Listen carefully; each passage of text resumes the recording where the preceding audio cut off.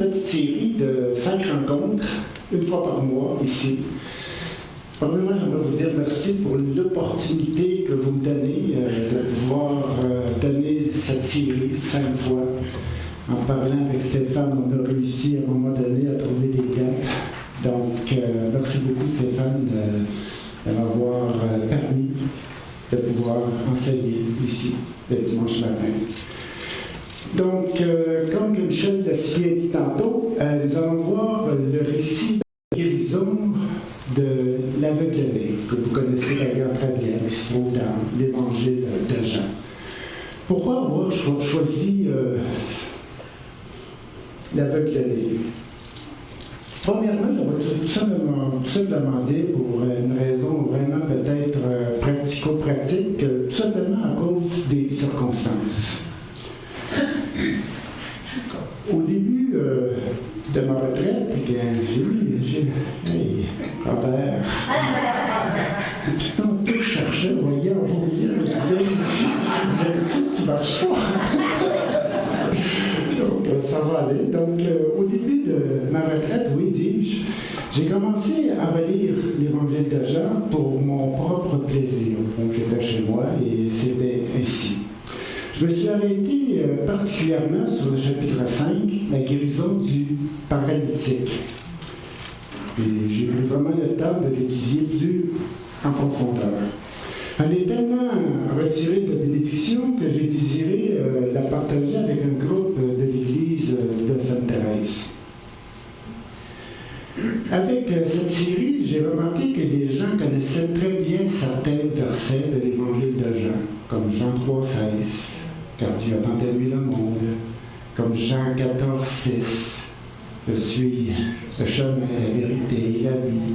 Nul n'est venu au Père que par moi. Jean 3,3. Naître d'en haut, naître de nouveau. Mais j'ai remarqué aussi que les gens avaient de la difficulté à faire des liens entre ces textes, entre ces passages. Et surtout de les replacer dans leur contexte. C'était pas évident, vraiment pas évident. Alors, j'ai cru bon de continuer avec eux dans l'Évangile de Jean, avec une nouvelle série, avec la guérison de l'aveugle-né. Entre-temps, l'Église de Saint-Jérôme m'a demandé de leur apporter une série, et j'ai choisi, vu que j'étais là-dedans, donc j'ai décidé de faire l'aveugle-né, de faire une série avec eux pendant 6 ou 7 dimanches matin. Dernièrement, Stéphane m'a proposé, je ne sais plus si c'est lui qui m'a proposé ou si c'est moi qui me suis proposé moi-même, d'apporter une série ici à l'Église. Et je me suis dit, pourquoi pas leur partager la guérison de l'aveugle-né. Je suis prêt, très prêt à la donner. Deuxièmement, oui, j'ai choisi le récit ou l'histoire de l'aveugle-né, c'est tout simplement à cause que, bon, c'est une réflexion que j'ai faite et d'une façon beaucoup plus existentielle, parce que l'aveugle-né, en réalité, c'est toi, c'est moi, c'est nous tous, c'est nous. Nous sommes tous aveugles de naissance. Tous aveugles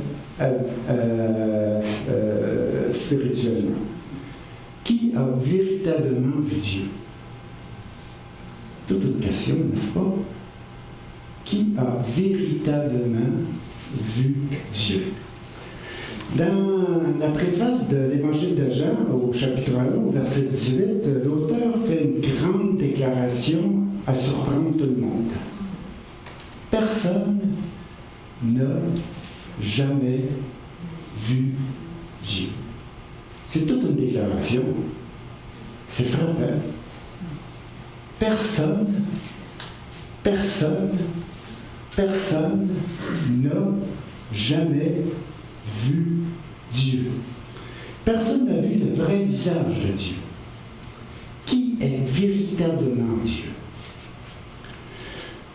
Comme des aveugles, les êtres humains tâtonnent au travers des religions, des spiritualités, des pratiques religieuses. Nous cherchons, nous explorons des avenues Nous créons des rites, des formules, des prières pour nous rapprocher de Dieu. Mais qui est Dieu? Qui est véritablement Dieu? Jean nous dit, personne ne le sait, sauf un. Le Fils unique, qui est dans le sein du Père, est celui qui nous le fait connaître. Seulement celui qui demeure dans le cœur de Dieu, seulement celui qui demeure dans l'être véritable de Dieu, celui qui demeure dans l'intimité de Dieu, celui qui est en relation permanente avec Dieu. D'ailleurs, les termes sont tellement beaux, Père et Fils. Question de relation entre les deux. Le Fils habite dans le cœur du Père et le Fils nous révèle ce que son Père est. Et le seul qui peut vraiment rentrer dans le secret de Dieu, dans le secret le plus intime de Dieu, c'est celui qui est en relation intime avec lui, c'est-à-dire son Fils.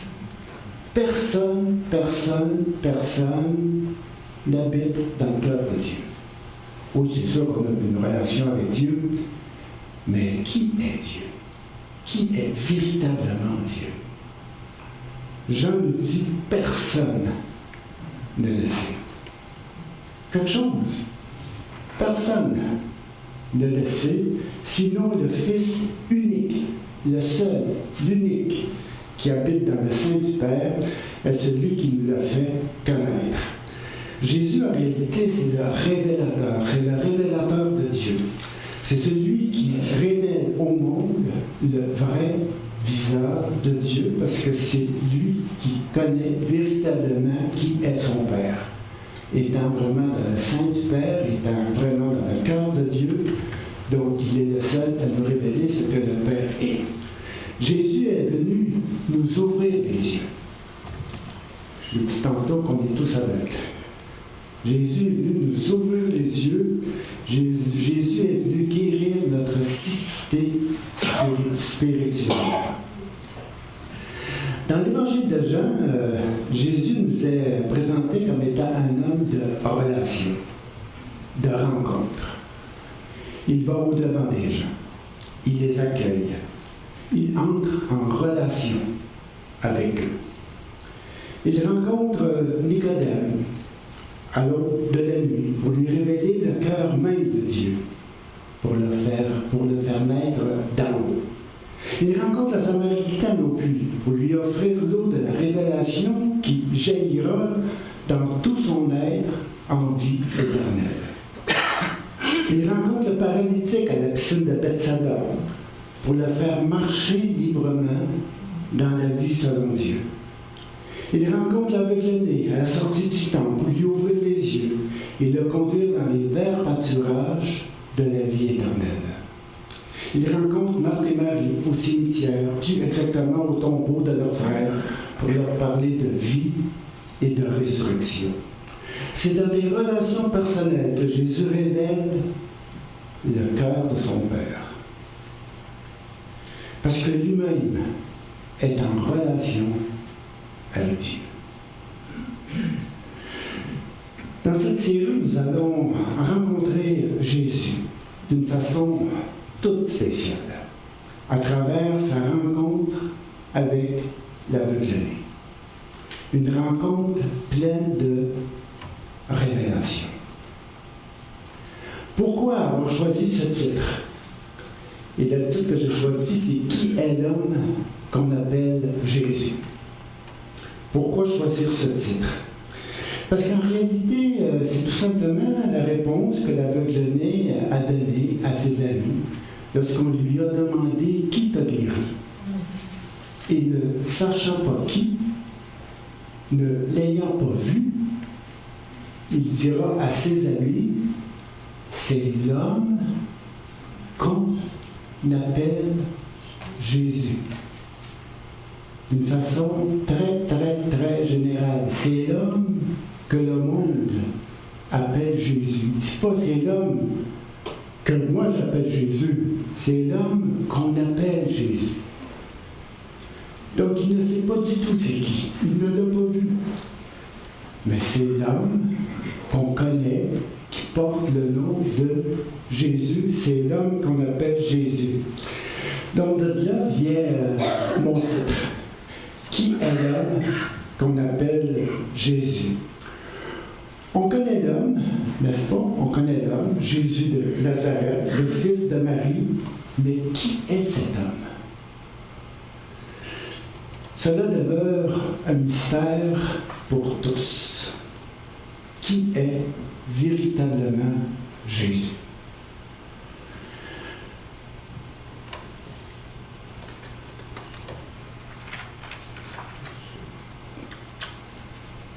Les pages sont collées.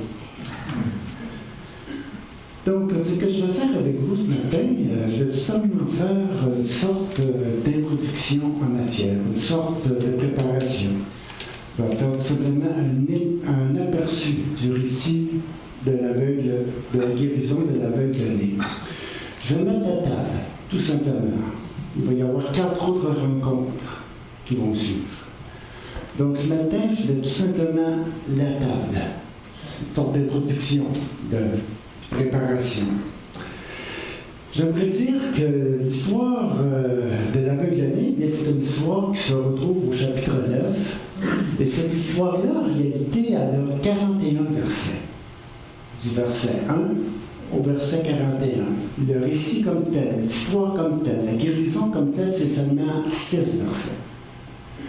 Mais ces 6 versets-là se situent dans tout un contexte qui va jusqu'au verset 41. Les versets 1 à 41, ça forme un tout. Chaque mot, chaque verset, chaque signe s'imbrique les unes dans les autres pour former un tout, pour nous conduire à Jésus, à une pleine révélation de l'identité de Jésus. C'est voulu ainsi. Le texte, il est construit ainsi. Si on s'arrête seulement dans les 6 premiers versets, la guérison de l'aveugle-né, on ne comprendra pas trop où est-ce que l'auteur veut en arriver avec cette guérison-là, qui va devenir un signe d'ailleurs. D'ailleurs, Jean n'emploie jamais le mot miracle. Jean emploie toujours le mot signe. À chaque fois que Jésus guérit quelqu'un, pour Jean, c'est un signe, une signature de Dieu sur l'identité de Jésus. C'est pas tout simplement un miracle, c'est une signature de Dieu sur l'identité de Jésus. C'est pour ça que l'auteur, dans l'évangile de Jean, va toujours prendre le mot, le titre, le thème, un signe miraculeux, si on veut. Mais c'est un signe qui veut dire de quoi? Un signe qui est là pour nous enseigner quelque chose. C'est ce que nous allons voir dans les prochaines rencontres ensemble. Donc, dans le chapitre 9, il y a 3 sections. La première, c'est le récit comme tel, le récit de la guérison. Jésus rencontre l'aveugle-né à la sortie du temple. Vous connaissez un petit peu l'histoire. Il fait de la boue avec sa salive. Il prend cette boue, il la met sur ses yeux. Il lui dit d'aller se laver les yeux au réservoir de Siloé. Et tout à coup, comme par miracle, ses yeux s'ouvrent. Cet homme voit pour la première fois de sa vie. Dites-vous quelque chose, là. Vous n'avez jamais rien vu. Et pour une première fois, tu vois. Il y a quelque chose de beau là-dedans. Tantôt, je vous ai dit, personne n'a jamais vu Dieu. Voir Dieu, c'est tout un miracle. C'est quelque chose. On va y arriver. Ensuite, il y a les dialogues qui suivent, versets 8 à 34, c'est long ça. Donc, l'aveugle-né, oui, l'aveugle, il retourne chez lui, ses voisins sont vraiment surpris. Il lui demande qu'est-ce qui lui est arrivé, qui t'a fait ça, qui t'a guéri, comment que ça s'est fait. Ne sachant pas trop qui, comment, pourquoi, il dit, bien, c'est l'homme qu'on appelle Jésus. Il a fait de la boue, il m'a mis ça dans les yeux, je suis allé me laver, puis je vois. Je ne peux pas vous dire d'autre chose. C'est la seule chose que je sais. On prend l'aveugle guéri maintenant, on l'amène devant les autorités juives pour qu'eux puissent étudier le cas en question. Question, on regarde, on pose, on n'arrive pas vraiment à s'entendre vraiment sur ce qui s'est passé. Donc on appelle ses parents, son père, sa mère, pour lui poser les mêmes questions. Qui et comment? Et répondre en ce qui concerne le qui, l'homme qu'on appelle Jésus. Le comment, allez le voir. On n'était pas là. On n'était pas présent. Allez le voir, il vous dira comment que l'homme qu'on appelle Jésus l'a guéri. N'ayant pas de réponse vraiment claire, donc étant eux-mêmes en discussion entre eux, ce sont des pharisiens, des autorités juives qui, eux, sont vraiment spécialisés pour étudier des cas semblables. Donc, ils font revenir l'aveugle guéri, mais cette fois-ci, c'est pour donner un verdict. Et leur dire que cet homme qu'on appelle Jésus, c'est un bon gars. L'homme qu'on appelle Jésus, c'est un homme pécheur. C'est un homme qui contrevient à la loi. D'ailleurs, le miracle a eu lieu un jour de sabbat. Et pour les autorités juives, quelqu'un qui contrevient à la loi du sabbat ne peut pas venir de Dieu. Donc c'est un pécheur, c'est-à-dire c'est un homme qui est en rupture avec Dieu. Donc cet homme ne le considérait pas comme tel. C'est un homme qui n'a rien à voir avec Dieu. Et le miracle, est-ce qu'il était vraiment aveugle? On remet tout en question. L'aveugle-né, guéri maintenant, il va remettre en question leur verdict. Il va leur poser une colle. Il va leur dire, ben, comment qu'un homme en rupture avec Dieu peut-il guérir un homme aveugle de naissance?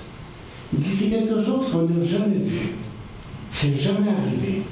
Oui, qu'on soigne quelqu'un, que quelqu'un voit plus ou moins, qu'on finit vraiment par le guérir par rapport à une vision qui est plus ou moins floue, mais qu'on guérisse quelqu'un qui est né aveugle, on n'a jamais vu ça.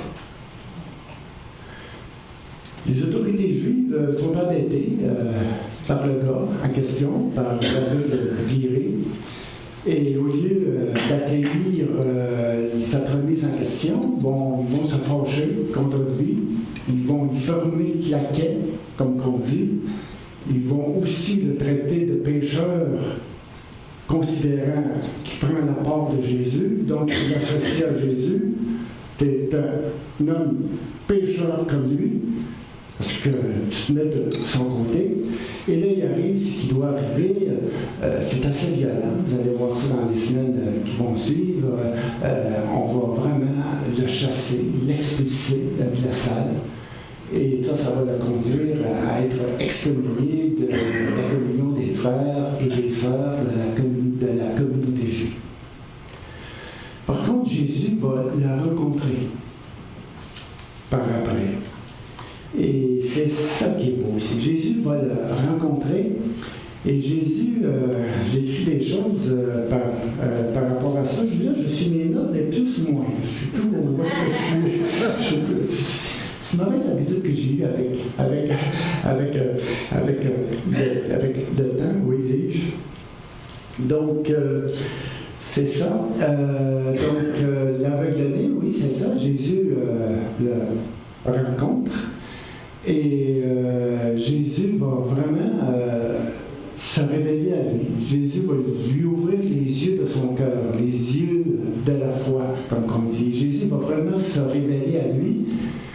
Et par la suite, Jésus va le conduire dans le vert pâturage, ce qui va faire suite au chapitre 10, pour l'accueillir parmi les siens et lui donner la vie éternelle telle qu'il va donner à ses disciples.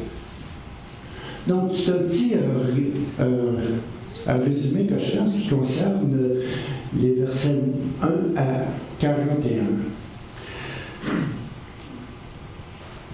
Il est à remarquer aussi que le chapitre 9 se situe dans un contexte beaucoup plus large. En réalité, l'histoire de l'aveugle-né, ça commence au chapitre 7 et ça se termine au chapitre 10.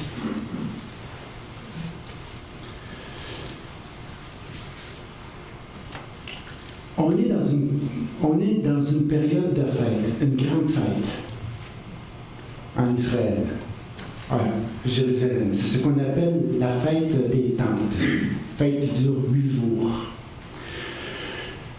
C'est une fête religieuse, une fête nationale qui commémorait le séjour des Juifs au désert, un événement qui avait vraiment marqué l'histoire des Juifs. On se souvient, les Juifs étaient sortis de l'Égypte, la mer Rouge, ils étaient rentrés dans le désert, et dans le désert, oui, il s'était passé des choses extraordinaires. Dieu les avait accompagnés. Et Dieu leur avait donné une lumière pour les guider durant la nuit. Et Dieu avait vraiment fait couler de l'eau du rocher que Moïse avait frappé pour pouvoir donner de l'eau aux bêtes et donner de l'eau au peuple. À cette fête particulière, il y avait des milliers de pèlerins qui montaient à Jérusalem. Ils venaient de toute la Judée, de toute la Galilée, de toutes les provinces romaines à travers l'Empire romain. Et Jésus lui-même monte à cette fête. On cherche à savoir qui est Jésus, l'homme de Nazareth, le fils de Marie. Qui est-il? D'où vient-il? Que vient-il faire? Donc, durant cette fête, on cherche à savoir qui est véritablement Jésus. On a toutes sortes d'idées sur lui. Certains disent que c'est un homme de bien, d'autres un prophète, d'autres un prétentieux, d'autres un charlatan, d'autres un antagoniste, un opposant à l'autorité en place. Tout sort. Mais personne ne sait véritablement qui est cet homme qu'on appelle Jésus. Lors de cette fête, Jésus fait 2 belles déclarations. Je suis vraiment perdu, là. Lors de cette fête, oui, il y avait 2 belles grandes célébrations, comme je l'ai dit tantôt. Il y avait la célébration des flambeaux et la célébration de l'eau répandue sur l'autel. 2 moments solennels qui commémoraient, oui, le séjour des Hébreux au désert. Celle des flambeaux, c'était vraiment une fête vraiment spéciale. Un soir, durant la grande fête, dans l'enceinte du temple, on allumait des chandeliers, d'immenses chandeliers. On allumait aussi des feux partout. Il y avait vraiment une grande fête. On chantait, il y avait de la musique, on chantait des psaumes, il y avait des jongleurs, le feu, la lumière, et c'était la fête de la lumière qui rappelait aux Juifs que Dieu les avait guidés au désert par cette lumière dont les Juifs suivaient pour être guidés jusqu'à la terre promise. C'était vraiment une grande fête. Et lors de cette fête, Jésus s'est présenté devant le peuple et Jésus a fait une très grande déclaration en disant « Je suis la lumière du monde. Celui qui me suit ne marchera pas dans l'obscurité, mais il aura la lumière de la vie. » La lumière, c'est moi. Celui qui me suit aura la lumière de la connaissance de ce que Dieu est véritablement, cette connaissance de vie qui fait qu'on peut vivre selon ce que Dieu est. Je suis la lumière, pas seulement la lumière des Hébreux, comme les Juifs le croyaient pour eux-mêmes, mais il dit, je suis la lumière de tous les êtres humains. La lumière du monde, qui brille sur tous les êtres humains. Et quiconque veut me suivre, il ne marchera pas dans les ténèbres, mais il aura la lumière de la vie. Il connaîtra qui est véritablement mon Père. Puis qu'en réalité, la vie éternelle, c'est quoi? Selon Jean, la vie éternelle, c'est qu'ils te connaissent, toi, le seul vrai Dieu. C'est qu'ils te connaissent, qu'ils connaissent l'être véritable de Dieu. C'est ce que Jésus est venu à révéler. Personne n'a jamais vu Dieu, seulement le Fils unique qui est dans le sein du Père nous l'a fait connaître. Et le fait de venir à Jésus, le fait de venir à cette lumière, c'est cette lumière qui nous éclaire, qui nous ouvre les yeux, pour qu'on puisse vraiment voir qui est véritablement l'être véritable de ce que Dieu est. Il y avait une autre cérémonie aussi. C'était celle de l'eau. À un moment donné, durant la grande fête, on descendait au réservoir de Siloé, à peu près à 1 kilomètre du temple, à peu près, à travers les petites rues de Jérusalem. On descendait jusqu'au réservoir de Siloé, on allait vraiment chercher de l'eau dans les cruches, et dans une procession, à travers des champs, à travers les petites rues de Jérusalem, on montait jusqu'au temple, et arrivé au temple, on se rendait à l'autel des sacrifices, et on répandait l'eau sur l'autel, en signe de bénédiction que Dieu était pour donner au peuple, comme vraiment donner l'eau des pluies dont le peuple avait vraiment besoin durant la saison des pluies, surtout pour que le peuple puisse vraiment vivre.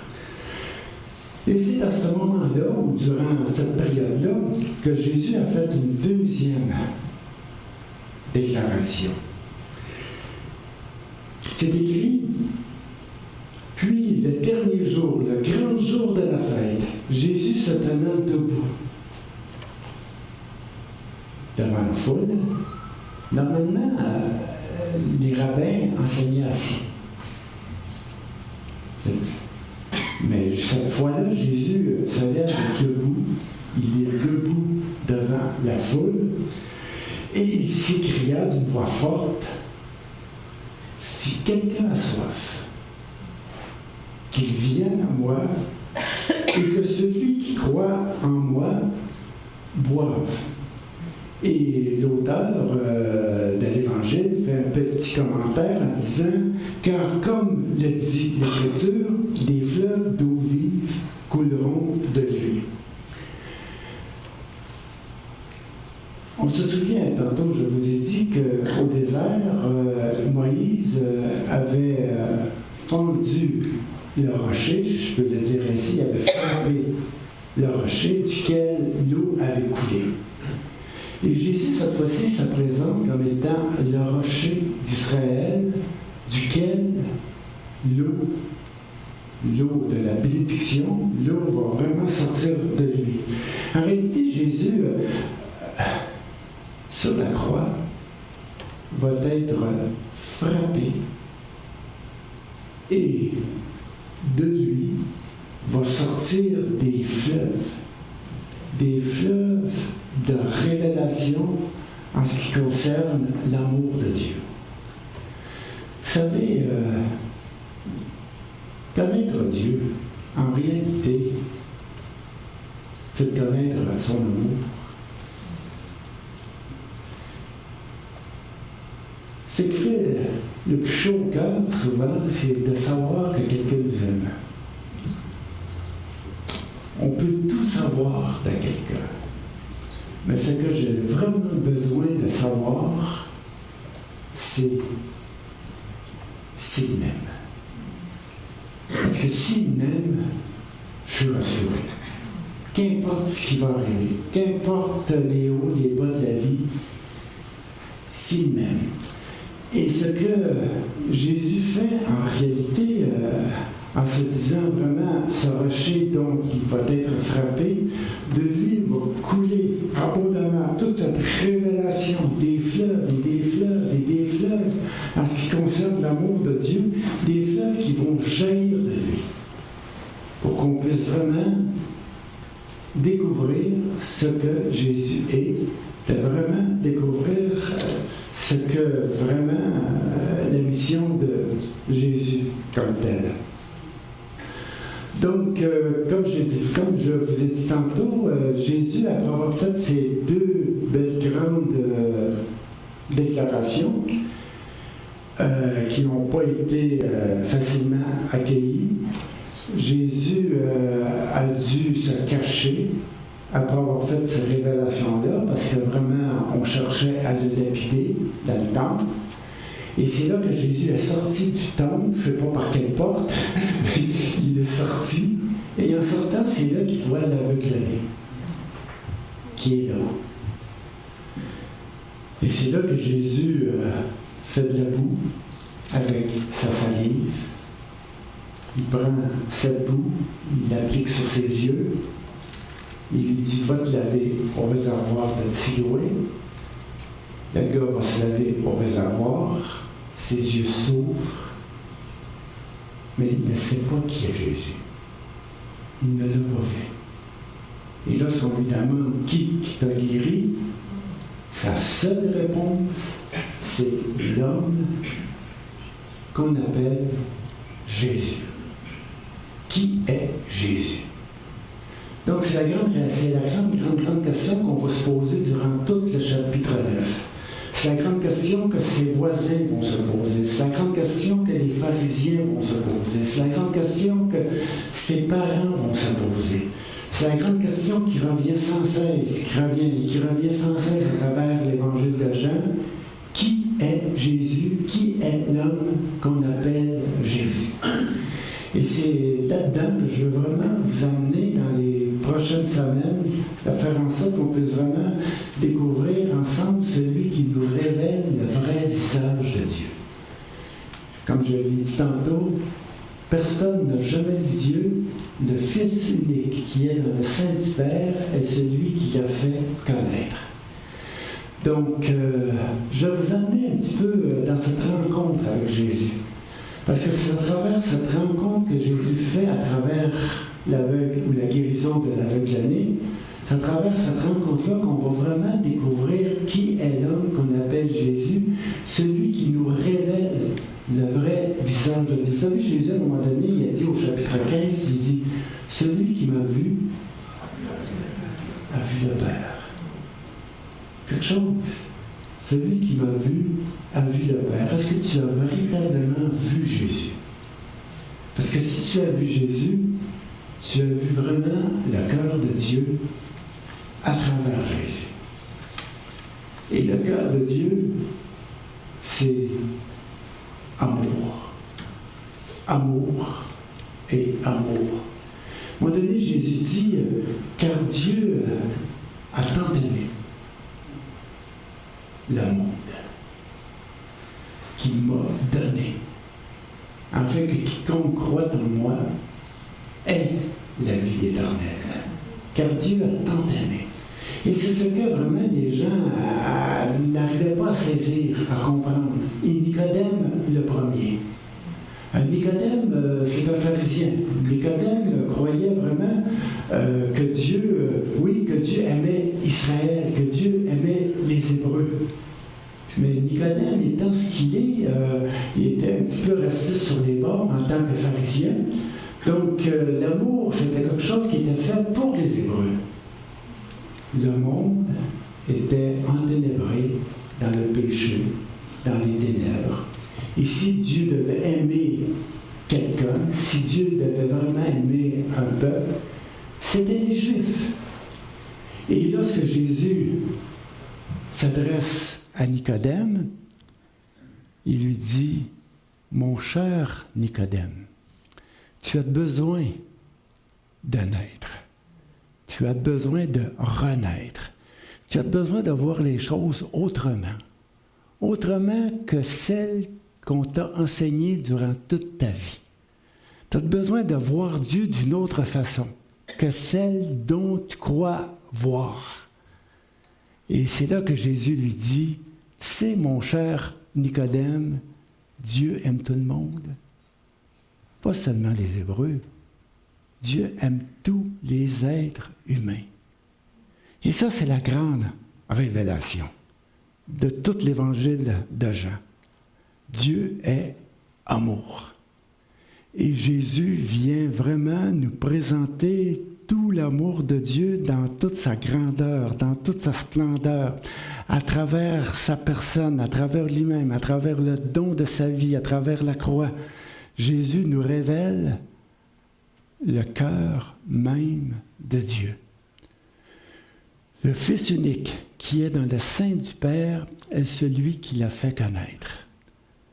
Connaître Jésus, c'est de connaître son Père. Connaître son Père, c'est de connaître le cœur de Dieu. Et c'est d'être en relation avec le cœur de Dieu. Si Jésus est appelé le Fils, c'est à cause que Jésus est en relation d'amour avec le Père. Et c'est dans cette relation-là que Jésus veut nous amener avec lui dans le cœur de son Père. Vous savez, Jésus, juste avant de monter au ciel, après sa résurrection, qu'est-ce qu'il a dit à ses disciples? « Je monte vers mon Père et vers votre Père, vers mon Dieu et votre Dieu. » Jésus les avait amenés, Jésus avait amené ses disciples à reconnaître Dieu dans son amour pour pouvoir, eux, à leur tour, l'appeler Papa et d'être vraiment aimés et réconfortés par lui. Et ça, c'est la révélation de Jésus. Et c'est là-dedans que je veux vraiment vous amener dans les 5 ou dans les 4 prochaines rencontres. Dans un premier temps, je veux vraiment vous amener dans cette guérison, dans ce signe, dans cette signature de Dieu en ce qui concerne la guérison de l'aveugle-né. On va se poser quelques questions là-dedans. On va se poser la question, pourquoi fait que Jésus fait de la boue? Pourquoi fait que Jésus applique de la boue sur les yeux? Il aurait tout simplement pu le guérir. Lorsque Jésus a ressuscité Lazare, qu'est-ce que Jésus a fait? Il dit, « Sors! » Et Lazare est sorti. Il aurait pu dire à l'aveugle-né, « Vois! » Et l'aveugle-né aurait vu. Non, c'est long. Il crache à terre. Fait de la boue. Hein? Qu'est-ce qu'il est en train de faire là? Qu'est-ce qu'il est en train de faire là? C'est long, là. Il se penche, ramasse la terre, il a craché. C'est du crachat, là. Tu sais, à un moment donné, tu dis non, merci. T'aurais pas une autre méthode, tu sais. Il voyait pas. Une chance qu'il ne voyait pas. Il fait là de la boue, puis là, il prend ça, puis il met ça sur ses yeux, et il lui dit, va te laver. Pourquoi? Ça, c'est une question qu'on va vraiment se poser ensemble. Pourquoi aller au réservoir de Siloé? Hein? Il aurait pu se laver les yeux là, tout de suite, là, une cruche d'eau quelque part, ça aurait fait la job pareil. T'sais. Va au réservoir de Siloé. C'est loin, ça. C'est à peu près à 1 kilomètre. Je vais vous montrer ça la prochaine fois. Le trajet qu'il a dû faire en tâtonnant avec sa canne, là, jusqu'au réservoir de Siloé pour pouvoir se laver les yeux et ensuite voir. Puis le pire, c'est que quand il voit, Jésus n'est plus là. Jésus est parti, il ne l'a jamais vu. Il ne sait pas c'est qui Jésus. Il ne le sait pas. Il ne l'a jamais vu. En réalité, il n'y a jamais parlé. Parce que vous allez voir dans l'histoire, là, c'est pas lui qui parle à Jésus. C'est Jésus qui s'intéresse à lui. Lui, il fait rien, là. Il est là, il voit pas, il voit rien, il sait rien. C'est juste qu'il y a quelqu'un qui est là, quelqu'un qui fait de la boue, il met ça sur ses yeux, puis qui lui dit « Va te laver ». Le gars, il part, puis il s'en va se laver. Il n'a pas le choix. Il y a de la boue dans les yeux, tu sais. Il faut bien qu'il aille se laver. Il n'a rien vu, il n'a rien su. Jésus ne lui a rien dit. Sinon, va te laver. Il est allé se laver et à un moment donné, lorsqu'il s'est relevé de la tête, il s'est aperçu qu'il voyait, mais il ne voyait plus Jésus. Donc, je veux vraiment vous amener là, la prochaine fois, dans ces interrogations-là, et de voir un petit peu ce qui s'est passé avec l'aveugle-né. Ne perdez jamais de vue qu'en réalité, l'aveugle-né, c'est nous, hein? C'est chacun d'entre nous, c'est nous tous. Nous sommes tous nés aveugles. Nous avons besoin que Jésus nous touche un jour ou l'autre. On a besoin que Jésus nous ouvre les yeux. Mais ensuite, il faut savoir qui est véritablement Jésus. Parce que ce n'est pas le fait de se faire ouvrir les yeux qu'on voit tout de suite qui est véritablement Jésus. J'ai l'impression que ça prend un certain temps avant de véritablement voir tout l'amour